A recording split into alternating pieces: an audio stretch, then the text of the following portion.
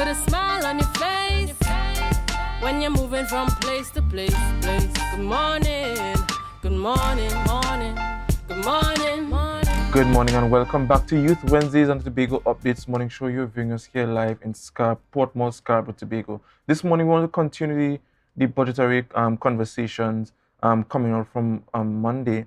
And this morning we're going to have virtually two specially invited guests. First we have Dr. Shane Mohammed. Okay. So we're going to be having Dr. Shane Mohammed and a political analyst, a political scientist, sorry, and also joining him virtually would be Mr. Anselm Richard, the Chief Technical Advisor in the Division of Finance, Trade and the Economy. And, you know, the budget is quite important, not only because it was just read on Monday, but, you know, it spells the not just the policy direction, but the fiscal direction of the country, you know, as time progresses. And I'm not doing this interview alone. I'll be also doing it with Miss Nancis. Hi, good morning, everyone. Good morning to Dr. Shane Mohammed. Good morning to you again, Dwayne. Good morning to our viewers. Dr. Mohammed, good morning and welcome virtually to Tobago. Good morning, how are you all? I am not hearing Dr. Mohammed. We seem to be having some technical difficulties. All right. Good morning, are you hearing me? Yes, we are. Yes, we are. Welcome. And while we await Mr. Richard, we want to ask you, Dr. Mohammed, well, what are your take on Monday's budgetary presentation? It is a budget which lacks innovation and innovative thinking, transformational positioning in light of the declining energy resources and revenues that we possess in Trinidad and Tobago. Right. And for the layman term, what does that mean for the average person? And that has been a question asked since the budget in various interviews. What does that mean for the average person? Innovation, declining oil and gas revenues, etc. What it means is for the layman is that they were not taken into consideration with regard to the standard of living and improving their lives and livelihoods from a trickle-down effect. It means, therefore, that the government has admitted, and there's no way to deny it, that the government, through the Minister of Finance, has accepted and has admitted that we have limited resources as it pertains to oil and gas. We have limited revenues as a result of oil and gas, and that is not trickling down through government policy and by this budget to those persons who are at the bottom of the scale, and is not trickling down into their pockets, and it is not improving their purchasing power. It is not improving their value for money in terms of when they go to the groceries and to the supermarkets, and it is not improving their ability to effectively run their households. So continuing on the major highlights, Dwayne just mentioned the oil and gas. We have another major highlight that youths alike, the adults in our country, they've been continuously talking about it on their social media platforms, and that is the increase to minimum wage. So I'll start with that question. What are your thoughts on the impact that this increase would have on the working citizen and by extension the families? Well, I think it's something we have to seriously take about, that people are just looking at the minimum wage from the perspective of, well, we got an increase of $3, and when you multiply that, you get anywhere between an increase of $500 and $600 a month. However, when you take into consideration, one, where is a framework for monitoring and evaluation as it pertains to ensuring that businesses do receive the minimum wage? That's one. Two, how does the government intend to treat with the monitoring and evaluation process to ensure that persons, and let me be more specific, that Trinbagonian citizens are not laid off in favor of cheaper labor resources through the Venezuelan migrants? That's a very real question that needs to be answered. How does the government intend to protect worker rights in that regard to ensure that businesses have and do receive the minimum wage that they have positioned and posited for to be effective from the 1st of January 2024? And then that also trickles down to how does that affect consumers' value capture and value for money in terms of um, what assurances does the government put in place, or what systems and policies or mechanisms has the government put in place to protect consumers from price gouging and from ensuring that price regulation of goods and services remain at a satisfactory and acceptable level? The answer to that question is they have none. In continuing the conversation in the direction you took it, the minimum wage and a meager increase, some would argue, of $3. And you mentioned in your earlier contribution innovation, the budget lacked innovation. What mechanisms per se, in addition to what you would have mentioned a while ago, do you see the government should take as opposed to just increasing the minimum wage? That is one question. And what about pegging the increase to any wage for workers in the country against namely inflation, global inflation? Because that would tell us, that how much money at the end of the day the average person is going home with, because we know that once any and we got wind that an increase in the country, whether it be in gas or salaries, food prices may go up, and I didn't see anything in the budget to protect against food prices. So what would you say? What are some of the innovative measures you think the government should have taken in that regard? Well, I always believe that this is a country of three things. We are a country of laws, we are a country of policies, and we are a country of regulations. And if those things are not put in place and those things are not enforced, then it does not exist in the minds of those who have the power to make certain decisions. And that is why I said to you that while people are jumping up and saying, yes, we've gotten an increase in minimum wage, and the opposition leader says that it should have been higher, in order to protect that minimum wage and to protect the persons who are entitled to that minimum wage, there should be a framework or policies that are in place to ensure that there's a monitoring and evaluation system to ensure that employers do dispense that minimum wage to their employees.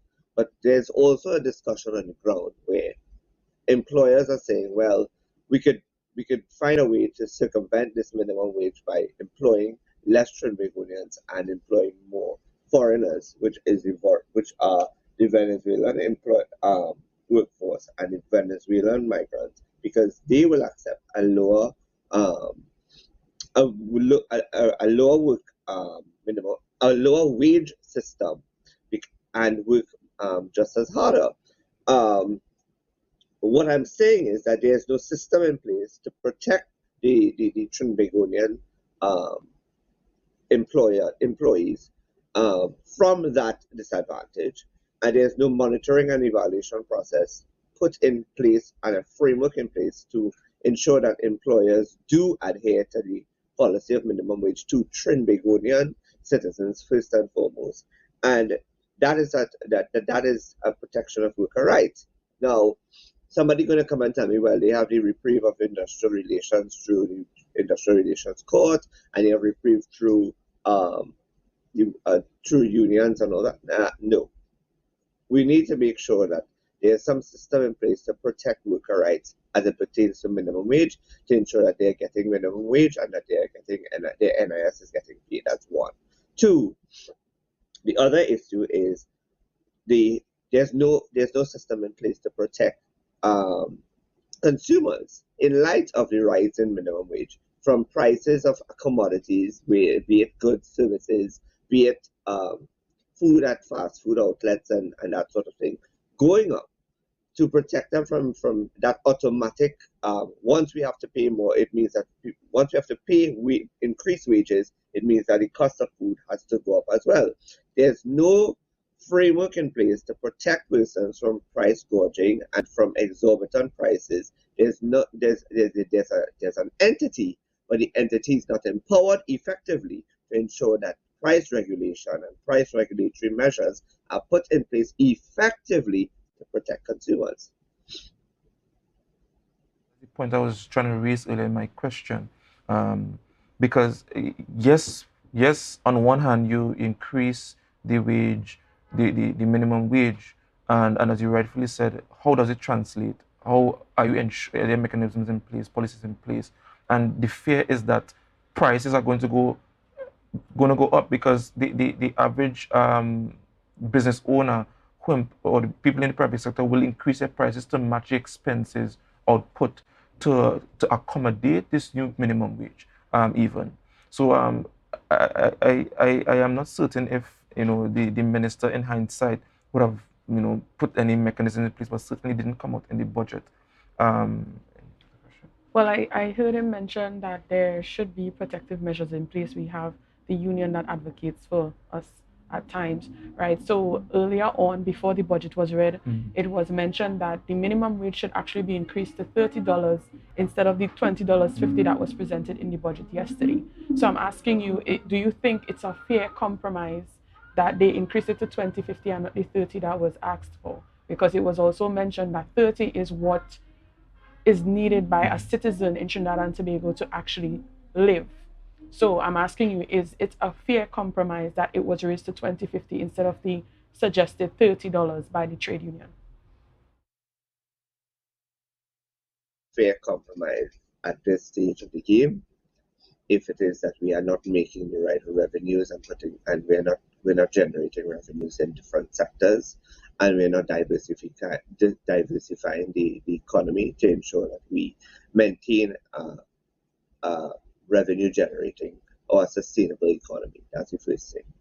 And we can say that, and it is very easy for persons to talk about. And I'm all for raising the minimum wage to $50 an hour. That is something that there shouldn't be an issue in Trinidad and Tobago with regard to providing.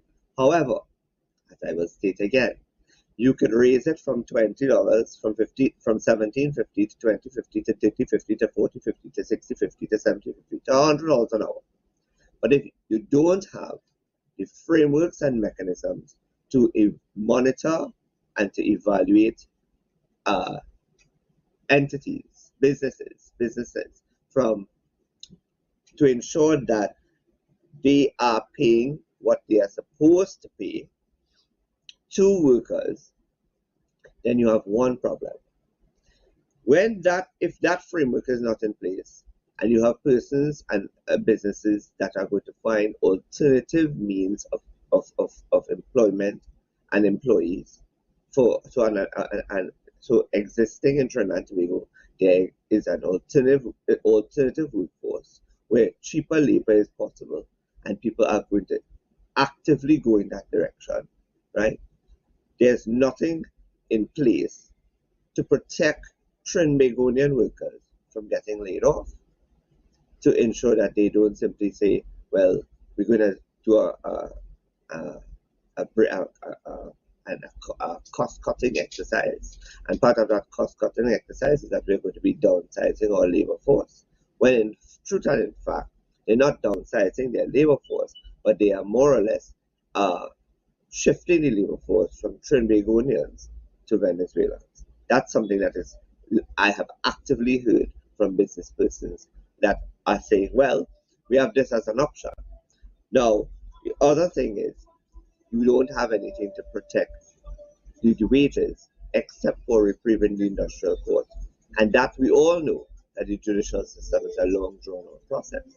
So I think one of the things that we should be looking at is ways in which to protect minimum wage workers in a very simple manner, one that is not a long drawn out bureaucratic process, and where they can get reprieve in the earliest possible way. Because at the end of the day, people who earn minimum wage are those who need the money. One, they need the money for either furthering their education. They're doing the job to either make money to further their education.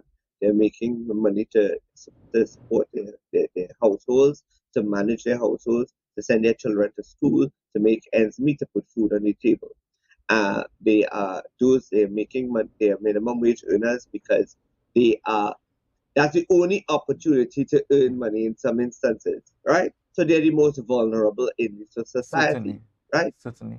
So therefore, Mm, whether you raise the wage from 20 to 50 to 100 to 120, the point remains that there are no frameworks in place to protect the worker nor to protect the consumer.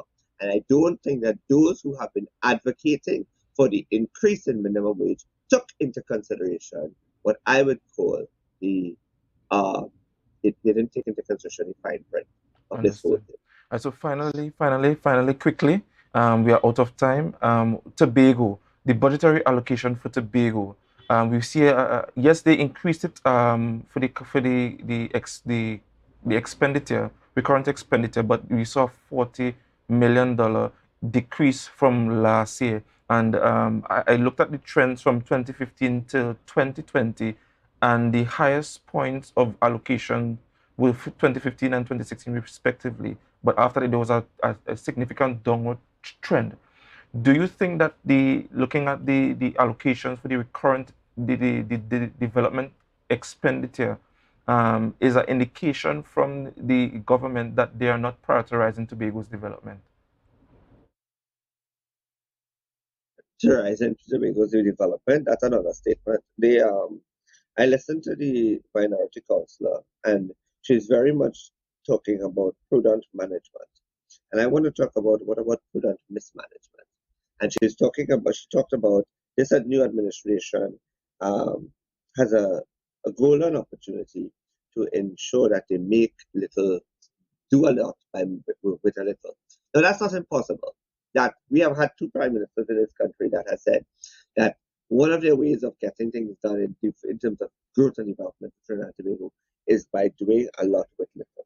And that is not impossible. It takes a lot of innovative thinking in order for this to happen. However, with that said, one thing that you have to think about is that the sixth schedule allows the government to do what it wants. The sixth schedule provides the government with the opportunity to invest $678.5 million into the projects for Tobago, which they themselves will directly take credit for.